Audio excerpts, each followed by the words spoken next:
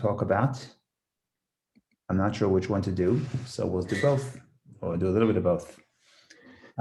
The opening section of the parsha is the portion of the servant. Servant works for 6 years, and then on the 7th year, he goes free. Now, the laws of the servants don't apply today. Not only today, they have not applied for 2,500 years or more, because the concept of the Jewish servant, or the laws of the servant, the laws of the servant only apply when all the Jewish people are living in Israel, because the system is that there's, you work for 7 years, you go free, and if you want to stay longer, you could stay longer, but you can only stay until the Jubilee, until the 50th year. And the 50th year, there's really a reset of the economy, and all the land goes back to its previous owners, and all the enslaved people become free. Now, it's not just we're freeing the slaves and they have no source of livelihood, the way it happened in the American South. But what happens is, with the Jubilee, you also go back, everybody goes back to their ancestral lands. So everybody's getting a piece of real estate. So it's not just that we were freeing the slaves, but it's also that the slaves now have a source of livelihood. So that's the full system of the Jubilee, which is discussed at the end of the third book in the Torah, which we're not going to get into right now in the full details. The bottom line is the Jubilee only applies when all the Jews are living in Israel, and therefore every 50 years, all the land goes back to the original owners. But once 10 tribes have been exiled, so the Jubilee doesn't apply. If the Jubilee doesn't apply, then all the sub-laws that are part of that system don't either apply, including the laws of the Jewish servant. So I cannot sell myself as a servant for 6 years now. I cannot do that. Why not? The institution does not exist. Why not? Because I am not in the Jubilee doesn't apply, so that a whole system, so the supporting system does not apply. Okay. So if it doesn't apply today, so why are we studying it? In other words, what's the significance? So a principle of Judaism is that the Torah is eternal. In other words, even the mitzvot that for technical reasons don't apply in certain times, nevertheless, the spiritual equivalent of those mitzvot apply always. And we're going to get a lot about that once we get to next week, where we start talking about the Mishkan, the tabernacle. And once we get to the third book, which discusses the sacrifices, which also does not apply. If you think about it, an overwhelming majority of the mitzvot of the Torah don't apply today. Of the 248 positive commandments, only 87 apply, because so many mitzvot are tied to the land of Israel when all the Jewish people are there, and tied to the temple, which does not apply. So again, the premise of this exercise is that if the Torah has a mitzvah, the mitzvah is eternal, then even if technically now, because of a technicality, a specific law cannot be kept, in addition to the moral teaching and what the value behind this mitzvah is, that also applies spiritually within the person's own service. That's a principle of the Kabbalah. So now the Hasidic movement, certainly the Hasidic commentary, starting from the Alter Rebbe, Rabbi Shneur Zalman, and all of his successors, all the way down to the discourse that I'm holding, which is from the Rebbe. So they want to think about the opening phrases of the opening commandments of the parsha, the laws of the Jewish servant, and say, what is the equivalent in the Jewish soul? And what we're going to get at, so I'll give you the general idea, that in general, when you talk about the relationship with God, our relationship with God is multifaceted. And we have at least 2 modes, and each one is important, and each one has an advantage, and each one is necessary. And if you have one without the other, it's not going to be a healthy relationship. It's not going to survive. It's not going to last. It's like the bird flying with one wing, which is not going to happen. What are those 2 general aspects of the relationship? So we say it on Rosh Hashanah time and again. Im kebanim, im ka'avadim. We are like children, and we are like servants. There's 2 elements. In other words, you could talk about the 2 general mitzvot of loving God and being in awe. In other words, love or being in awe, submission, which means to commit to follow what God wants. And these are the two primary elements of the service of God. Now, each has an advantage. Love, certainly, the love doesn't need an elaboration. If you want to have a relationship with God, you want to feel close to God, there has to be an emotion of connection, a feeling of closeness. That's why one of the most important commandments in the Torah is in the Shema, V'ahavta et Hashem Elokecha, you shall love the Lord your God. And so much of what we do in prayer, and we spend a lot of time in prayer, 3 times a day, every day of the week, every day of the year. So much of what prayer really is really meditation to allow to allow the person to think about and experience the love to God. So love is certainly a critical part of Judaism, and like it says that the mitzvah of love is really the fuel that motivates all the other 247 commandments, which makes a total of 248 positive commandments. If you love somebody, then presumably you do what they want. Okay, so that's one category, and people like to connect to love because who doesn't like love? So wonderful. What is harder for people to connect to, especially in the West, especially today, especially after no longer any monarchs, is that the idea that service of God also has to have the element of service. And service means, I don't know what the right word is, but to service in the language of the Mishnah, it's Kabbalat ol Malchut Shamayim, it's accepting the yoke of heaven. In other words, I'm doing something because God wants me to do it. That's why I'm doing it. Not because I love it, not because I love God. I'm doing it because I submit to the will of God. Now, seemingly, what is so exciting about that? Like, why is that inspiring? Why is that critical? It sounds like that it's only it's only almost like somebody who cannot be motivated to work out of love. So you have to work out of fear or awe, or I don't mean fear of punishment, but in other words, so almost like the presence of God overwhelms you and you have no choice, you have to do it. So it doesn't sound like this is something that's valuable in a spiritual relationship with God. But the truth, however, is, according to the Jewish thinkers, is that the problem with love alone, as we always discuss this, the problem with love is ultimately, I'm not serving God, I'm serving myself. If I do it because it makes sense to me, we touched upon this yesterday, but if I do it because it makes sense to me or because I love it, then ultimately I'm expanding the self. I'm doing it because it makes me feel good. I'm doing it because it makes me feel right. I'm doing it because I enjoy it. I'm doing it because it makes me feel close to you. The idea of service, the idea of going beyond self, in some sense, could be achieved only through what they call yira, fear, or submission. In other words, I'm doing it not because I am emotionally motivated to do it. I'm doing it because I'm putting myself aside for you. Why am I doing it? There could be all kinds of reasons. There are many levels of awe. The lowest level is fear of punishment. I'm afraid if I don't do God's will, God will send a lightning and zap me. Okay, fine. That's the lowest level, fear of punishment. But sometimes there's also the fear of I'm in awe of God's presence. I understand that God is greater than me. And therefore I understand that even if it's not appealing to me, but it's appealing to him. So I'm in awe. I say, you're the expert. I'm going to follow you. Okay. So there's many levels in the concept of awe. But what they all have in common is that it's not an expansion of self. So in a relationship, we touched upon this yesterday, so I'm just repeating a little bit. In a relationship, you need both elements. You need the element of love. I feel close. I feel close to you. I see the world the same way you do, and that's wonderful. But in a relationship, there's also the idea of commitment.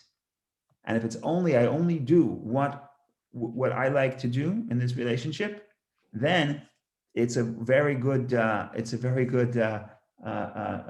business deal, but it's not a relationship. Relationship means commitment. Relationship means I go beyond the self. I do things for you, despite the fact that I don't want to do it. So that's the big idea. You have love and you have awe. You have love and you have commitment. You have love and you have accepting the yoke of heaven in the language of the Mishnah, or submission.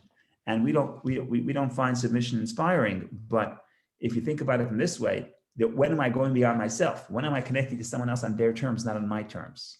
So when am I really there for my child? When I want to read the book that I want to read for them, or when I want to do what they want to do? They want to play in the sandbox. I want to do something else. When you connect to the other person on their terms, ultimately you have to put yourself aside. You have to submit to their perspective. And in some sense, it's not as inspiring. But the question is, but it's possible and not possible. It's certainly a critical component of the relationship. To make the relationship wholesome, you have to have both elements. So that's the big idea we touched upon yesterday, and we keep going back to it. But now, what we're going to do today, to talk about the Jewish servant, we're going to talk about there are 4 levels of what this submission looks like, and the equivalent in the human soul, and the equivalent in the daily prayers. So that's really how the puzzle is going to come together. So even though in general, we're talking about the portion of the Jewish servant, we're talking about the idea of submission to God. Now, what happens in the submission, how this works, and why there are different levels of submission, because we're talking about different levels of how the person transforms from the place of submission to the place of love.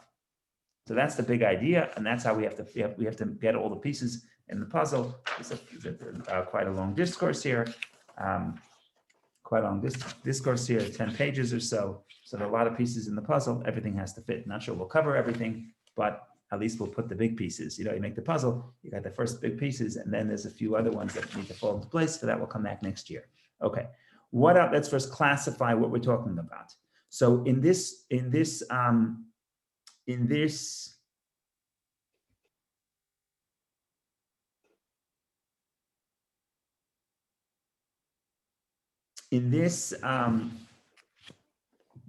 reading, we're really going to have the concept of, we'll start with 3. Before we get to the 4th, we'll start with 3. And in 3, if you look at the Torah portion, there's really 2 categories of servants that are written about explicitly. The first is the Jewish servant, Eved Ivri, Jewish servant. The second is the Jewish maidservant, which we did not discuss yesterday. Maidservant, the Jewish maidservant, in short, is if a person was so poor and he could not support his child, so he would, quote unquote, sell his daughter as a maidservant to a man. That man has the obligation that when she matures, he either has to marry her or he has to let her go free. Those are the choices. So in other words, in biblical times, the father was allowed to betroth a young daughter. It was the father's responsibility. And therefore, one way to do this is to do this in a way of, if the father is so poor and he can't support the child until she reaches the age of maturity.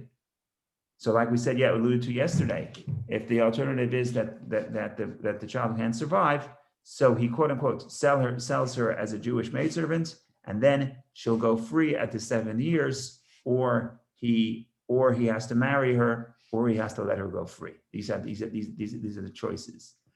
So that's the second one that's written explicitly in the Torah.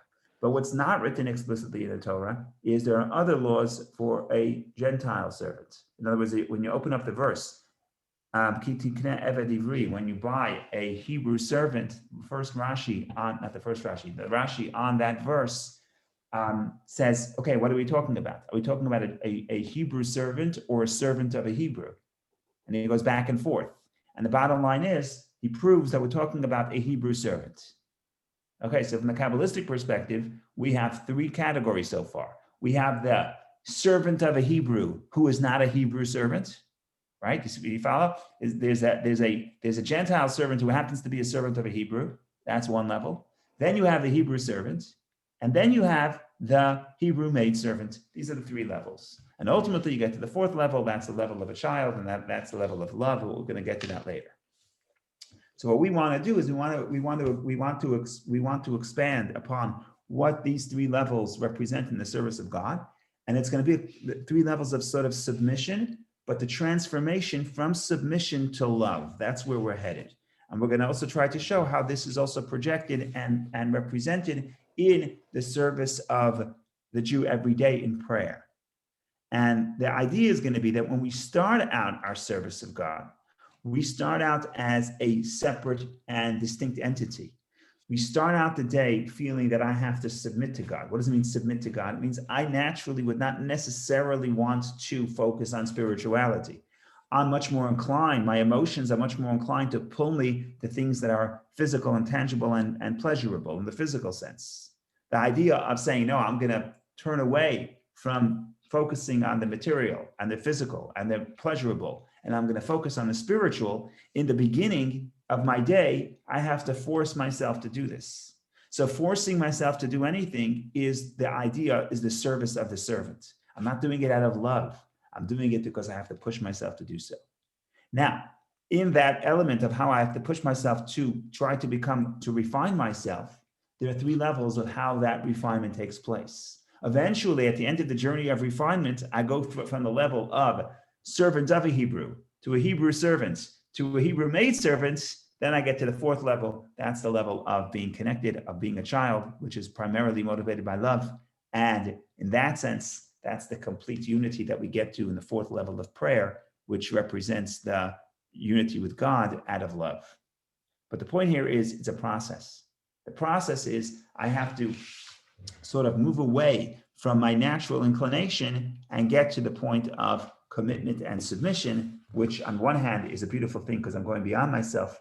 On the other hand, we all understand that's not the goal. The goal is not to submit. The goal is not to accept upon yourself the yoke of heaven in the language of the Mishnah. The goal is that in the beginning, I'm a separate entity and therefore I have to submit to this new idea that is foreign to me, but ultimately I transform. And now that which took effort to commit to now is something that I myself enjoy, right? The example, you take your child, where do people go? Ice skating, okay? So the first time you go ice skating, it's a terrible experience. You have to push yourself. It's not enjoyable, right? And you're taking risks and you're getting hurt and it's not fun and you're crying. If I went to the ice skating week with the little kids, all the little kids are crying. Why are the parents schlepping them to ice skating, right? The point here is that over time, once you commit and once you do something that's uncomfortable, eventually you start loving it. And eventually you identify with that experience. And now it's actually liberating for you. So what was yesterday took commitment, today is an expression of love. And it's true in every area of life. Almost every hobby in the beginning, you have to practice. And practice requires submission. You have to play the piano. Yeah, whatever you're going to do, it's something, if it requires effort. And effort means, I don't mean just physical effort, it means you have to push yourself. I'm not enjoying it. If I'm not enjoying it, so why am I doing it? I'm committing to this project. And this idea of to be able to persevere, even the fact that I'm not enjoying it right now is an unbelievable skill that you can teach it. If people have this, it's very beneficial in life, right? Not just to work when I'm inspired. I like to say you can love your job as much as you love it. If you only come to work on the days that you feel excited, that you love your job, you're not going to have a job, right? Because sometimes you have to commit. Sometimes I'm not in the mood of going. So why am I going? Because I committed to it. So that's an act of submission. That's an act of servitude. And it's important because you can't just go on the love. You also need the love and the commitment, which are the 2 wings of the relationship. So that's the big idea. Now we want to sort of go through what does it mean, the servant of the Hebrew servant, the Hebrew maid servant, and ultimately going to the 4th level, which is the level of child. But in the meantime, if anybody has any comments or questions, please share. Otherwise, l'chaim, l'chaim. We've got to fuel the journey.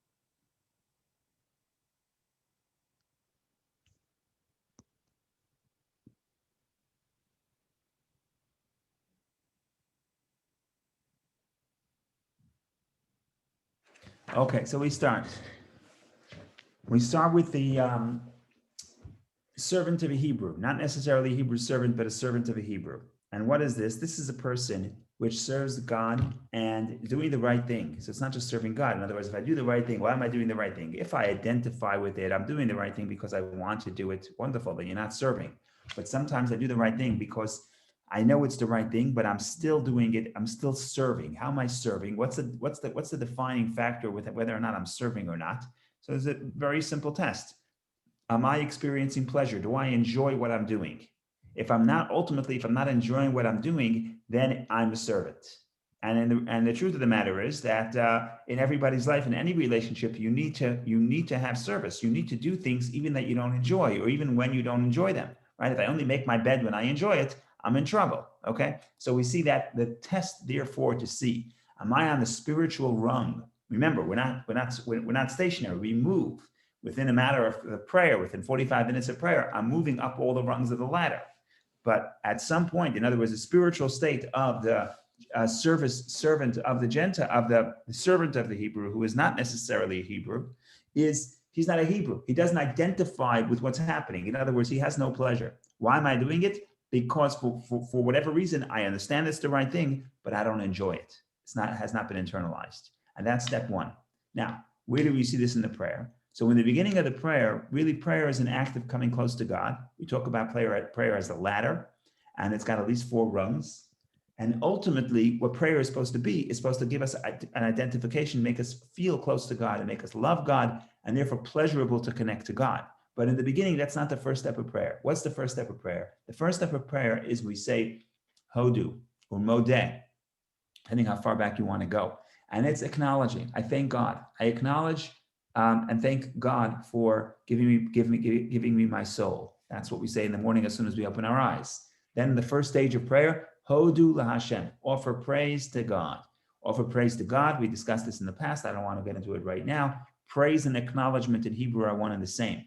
To give thanks to you means I have to submit to you. I have to acknowledge that you can give me something that I don't have. It's an act of submission, which is why it's so difficult for people to be thankful, especially to people who do a lot for them.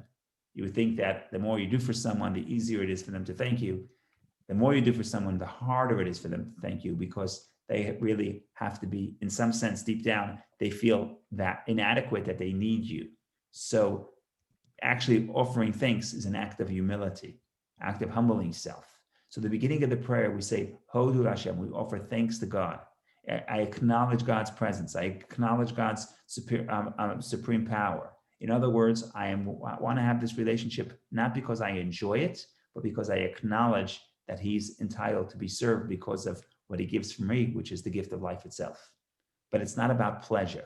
Nothing within me has been transformed, and therefore it's an act of submission completely.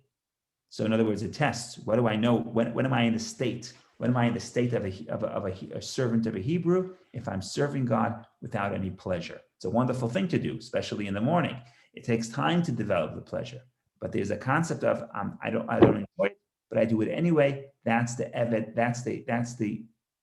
that's the servant of a Hebrew. He's not even Hebrew. He's not even a Hebrew servant. In other words, he doesn't identify with the culture. There's no pleasure at all. I'm just doing it because I understand it's the right thing. Any way you look at it, I'm forced to. What is forced to? In other words, I'm bypassing my pleasure. I'm not doing it because I enjoy it. Why? I'm doing it because I understand it's the right thing, etc. Okay, so that's the first point, and that's the lowest part of the prayer. The part where we say Hodu, where we acknowledge God and we give all kinds of praises, verses that acknowledge the superiority of God, but it doesn't necessarily change the way we feel. That is going to take time. Okay, that's stage one. Stage two, now we go to a Hebrew servant. What does a Hebrew servant mean? Hebrew servant means that you identify with you're a Hebrew servant. You identify with the culture.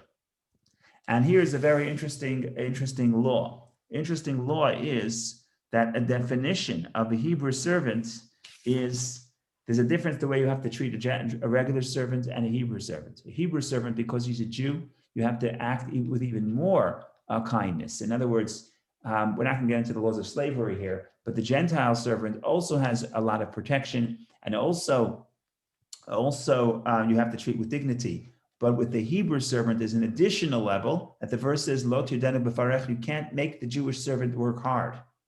I thought that's what a servant is. No, a Jewish servant can't work hard. Okay, so what is the equivalent in the service of God? The equivalent of the service of God is that obviously this person who's serving God, it's not burdensome. In other words, when in the beginning of my service of God, when I started submitting to God, and I said, I don't really enjoy it, it was very difficult. So it was hard work.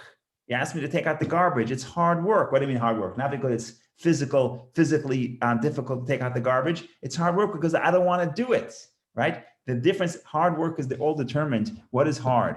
Hard is not how much effort you spend, right? Because your hobby, you also work very hard, but it's not considered hard work. Why not? Because you enjoy it. So what determines if it's hard work is not how much effort you're exerting, it's how much your will is here. So in the beginning, when you say the Gentile servant is the person who's working hard, it's because I don't identify with my spiritual service yet, and therefore my pleasure is not here, and therefore it's hard work. The Jewish servant is when I get to the level where it's not hard work anymore. Why isn't it hard work anymore? It's still work, but it's not hard work. Why not? Because now I already begin to identify with God, and now the pleasure element is starting to be evoked. So I'm something else. I'm distinct. I'm serving God. I'm serving something greater than self. But when I get to the second rung of ladder after the submission, now what am I trying to do? I'm trying to identify with it and enjoy it and awaken an emotion. And that's really what we do in the second part of the prayer. I think we discussed this, was it 2 weeks ago, I think, when we spoke about the songs of praise, Baruch She'amar, from when we start, we have a blessing before, blessing after, sandwiched in between is many songs, primarily from the book of Psalms by King David, but other places as well. The Song of the Sea, we discussed it when we discussed the Song of the Sea. The idea of song is to awaken emotion. And in that sense, it's not hard work anymore. Yeah, I'm doing for you. I don't really, it's like a difference. So think about it this way. If there's somebody you love and they ask you to do something and you don't really want to do it, but you feel the intense love. So is it work or is it not work? By our definition, are you submitting or are you not? On the one hand, you are because you don't really want to do this. So on the one hand, it's an active submission. But on the other hand, because you feel emotionally connected to that person, so you're happy to do it for them. So that's the in-between stage. It's not the servant of a Hebrew, it's a Hebrew servant. You're still a servant, you don't really want to do it, but because you have because you have an emotional relationship with God, already it's not as difficult. Because your emotion is invested. So that's the next step. And that's what's the second part of prayer? Second part of prayer is we sing songs and we're awakening the emotion. Now the experience is we're coming closer. Okay. Then we move to the third part of the prayer. The third part of the prayer and the third step. Oh, by the way, if you want to think about this for a second, let's go back. We don't have time to follow every detail here, the full puzzle. But if you look at the Jewish servant, what does it say? It says 6 days of the week he'll work. On the seventh day he'll be set free. He'll be freed. What does that mean from the perspective of the Kabbalah? What it means is during the 6 days of the week, the work is effort. The relationship with God takes effort. It's not consistent with my pleasure. So the 6 days of a week when I serve God, it's an active service. What happens on Shabbat? On Shabbat, I'm free. What does it mean I'm free? I don't serve God, I serve the idol? No. Shabbat, it's the same service. I'm also serving God. But now, because I'm on a more elevated spiritual level, Shabbat, I enjoy it. So if I enjoy it, it's not service anymore. If it's not service anymore, I'm free. And the Kabbalah elaborates upon this when you get to the levels of freedom. There's really 2 levels of freedom. There's the freedom of the 7th year, and then there's the freedom of the Jubilee, which is absolute. But that's for a few weeks. That's for the end of the fourth book, at the end of the third book. But you see what's happening here. What's happening here is that it's not a question. We're really trying to figure out what's the state of mind and state of emotion of the human being in this relationship. And in some sense, we change depending on the day, depending on the status, depending on what prior part of prayer we're in. But that's the way, again, the big idea here is when we read these verses of 6 days a week you go work, and the 7th day you go free, it also means in the equivalent, 6 days I am enslaved. What does it mean I'm enslaved? It means I'm serving God against my will. What does it mean against your will? It means I don't appreciate that I have to do this. I don't like to study Talmud right now. I'd rather be, I don't know, whatever people like to do. I don't know, eating chocolate cake, whatever it may be. But I push myself.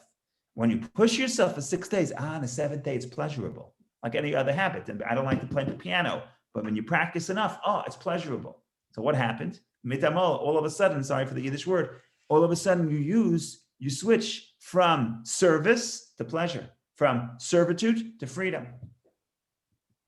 Okay, so now we have to get into the difference. So then we get to the next step. What's the next step? The next step, a man will sell his daughter as a maidservant. So here the Kabbalah gets a little into the roles of the male servant and the female servant in the home. And maybe it's not the equivalent today in the modern world, but the Talmud says like this. The Talmud says that typically the male servant goes out and goes shopping and buys the material. So you come home, the man comes home, and the man brings the material, the raw material. The woman is the one who actually transforms this raw material and makes it edible. So the Talmud says man brings home the kernels, the grain, but you can't eat grain. How could you eat grain? So the woman makes the bread. Okay, so you could say it's a simple piece of Talmud discussing simply the mechanics of how the work was divided amongst the genders in ancient times, maybe even till today. So the man works outside the home, woman works in the home. Some people like that, some people don't, but that's this description of reality the way it was in the past. But again, from the Kabbalistic perspective, everything has a spiritual equivalent. So when the Talmud says that the maidservant is the one who makes the bread and the male servant is the one who goes out and brings the raw material, what the Talmud is really saying from the Kabbalistic perspective is that true transformation does not happen until you reach the level of the Hebrew maidservant. Why? So what is the man doing? What is the male servant doing? He's taking the grain from one domain and bringing it into the other domain. That's really what he's doing, right? He's taking it from the market. He's taking it from the market and bringing it to the home. So basically, he's not really creating transformation. All he's doing is changing domains. He's taking the object from location one, from point A to point B, but it's not internal transformation.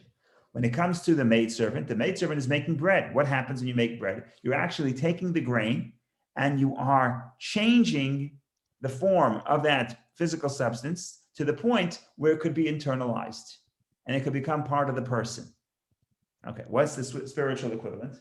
So from the Kabbalistic perspective, the spiritual equivalent is when I try to awaken emotion to God, I'm not really changing myself. This is a very interesting idea here. I'm not really changing myself because what I'm doing is I'm not developing my character. It's the same emotion that I experience.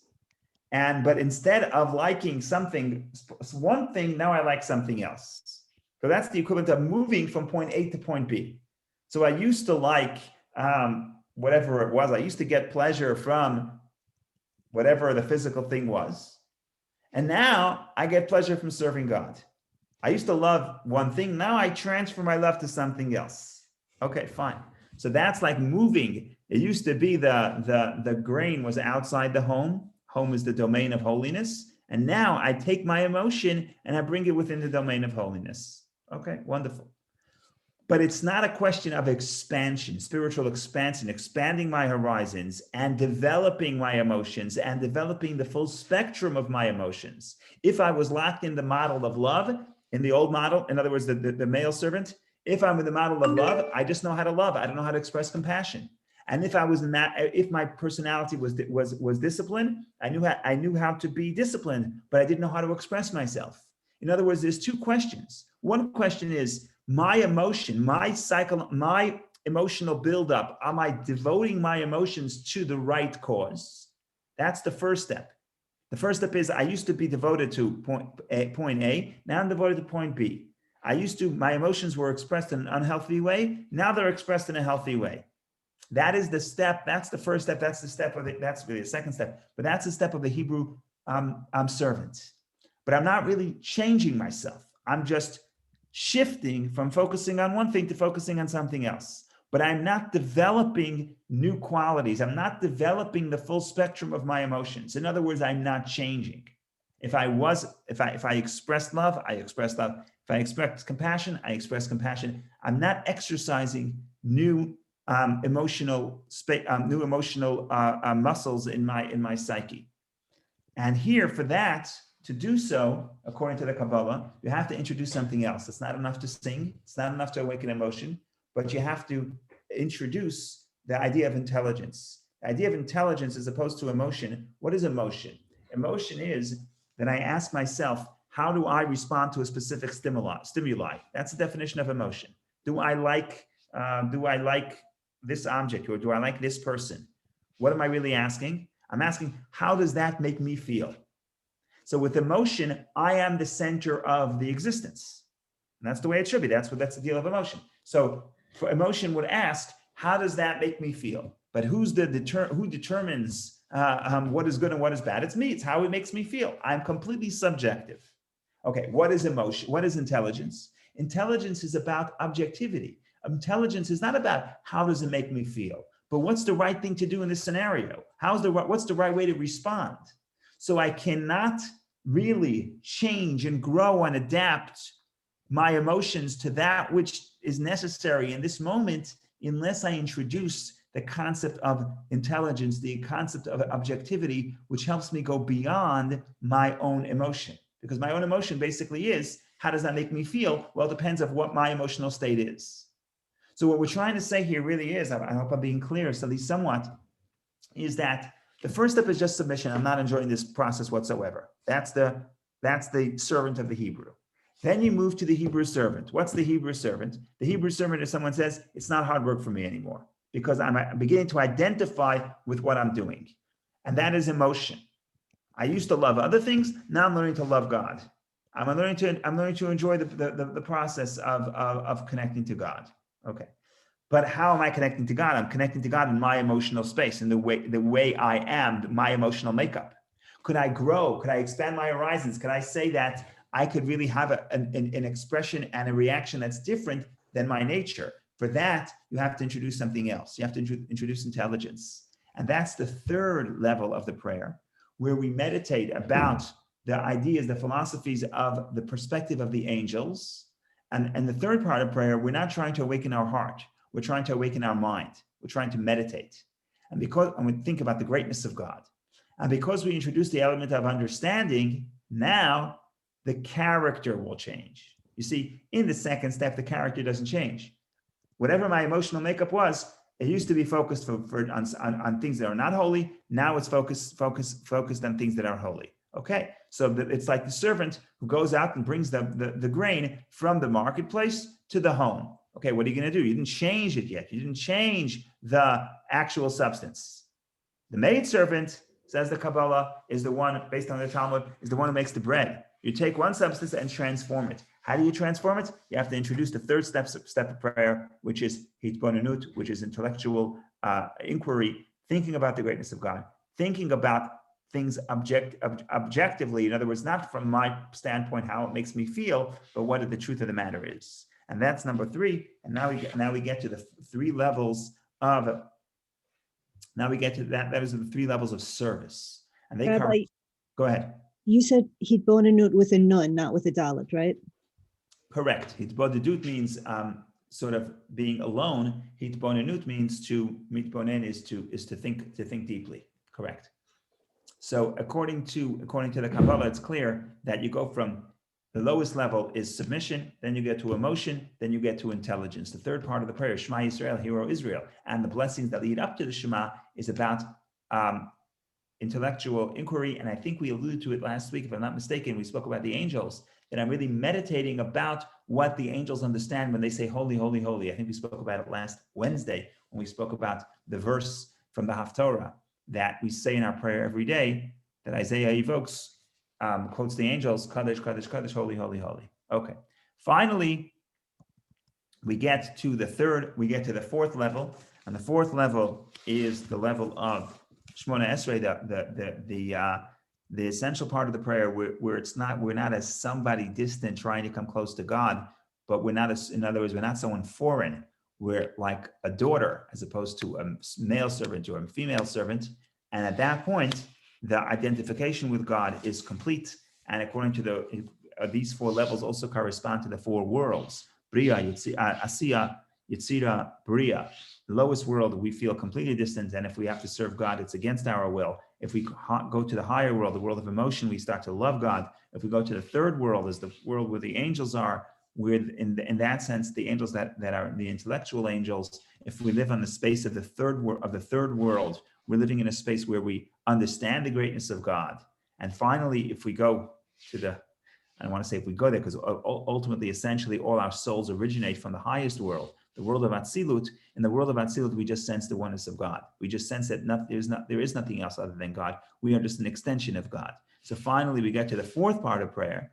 And the fourth part of prayer, it's not about us serving God. It's not about I'm a distinct identity serving God, but I sense the oneness and the closeness and the world of Atzilut. So that is the story in short. Unfortunately, we're running out of time. A lot more to say, a lot more to elaborate. But I think even if we don't recall and remember all the details, I think it's important to understand the overarching principle, which is every mitzvah in the Torah has the equivalent in our soul. And the various levels of the servants discussed in the beginning of the parsha represent shifting and represent the developing nature of the person. And really every day it happens again. In other words, I begin as someone distinct, where to serve someone else or to serve God takes effort because there's no pleasure. But as I grow and as I identify, first emotionally and then intellectually with God, then it's no longer a question of I'm the servant. Now ultimately, I become the child. And the child is one entity. Now you can't jump to step 4, you have to start at step 1 and you have to climb. And you can't expect that all of a sudden, as soon as you start something, you're going to fall in love with it in 1 minute, right? You have to start, you have to do something even if you don't enjoy it. You have to awaken emotion, awaken intelligence, and that's when it's no longer hard work. And ultimately, you identify, and you're not a servant anymore. You become a child. Now, what are we? So we don't have that much time to talk about it, but according to the Kabbalah, all souls start in the highest world. But then the souls descend into the lower worlds. As they descend, there's something called hitlapshut. It's enclosed. Every soul sort of lingers somewhere else in the evolution of the worlds. And the more you linger somewhere, the more you accept upon yourself. In other words, the more you're affected by that environment. So the souls that hang out on the lowest world, when they emerge in this world, they feel themselves very separate from God. And for them to do the right thing takes more effort. The souls that lingered in the second world, they're emotional creatures. In other words, they're full of love of God. The soul that lingered in the third world, in other words, depending on how you count from the bottom, it's the third. They're the souls that down here are intellectual because they lingered in the world of intelligence, and therefore their service of God is primarily understanding God. But then there's the souls from Atzilut, the highest world. All souls started out there, and therefore all souls, essentially, if you get down to their core, they'll feel one with God. But the other souls, most of our souls, don't feel that way because they lingered elsewhere. But but the few souls are from Atzilut, they are the souls that their consciousness is that they're still in Atzilut. They don't feel separate and apart. According to the Kabbalah, Moshe is from the world of Atzilut, Moses, and therefore he doesn't feel separate from God, and therefore he is the one that introduces these laws. But that's really beyond the scope of what we're saying today. So I hope this was somewhat clear and somewhat interesting, just a different perspective of how to look at these laws. Shabbat Shalom. Thank you very much for joining. Shabbat Shalom, Rabbi. Yashikov.